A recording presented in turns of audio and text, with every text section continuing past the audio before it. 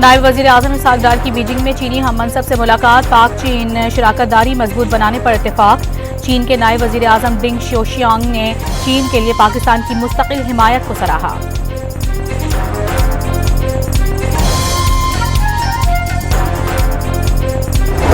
वज़ीर ख़ारिजा इसहाक डार का बीजिंग में 75 साला दोस्ती पर मबनी फोटो नुमाइश का दौरा।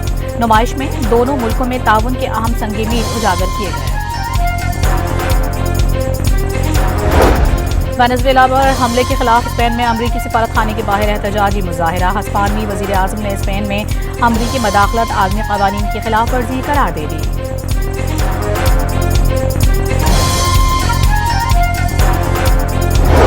साहिवाल में आवारा कुत्ते के काटने से 7 साला बच्चा शदीद जख्मी। चंद रोज में कुत्तों के काटने से 1 दर्जन से ज्यादा वाकयात रिपोर्ट हुए।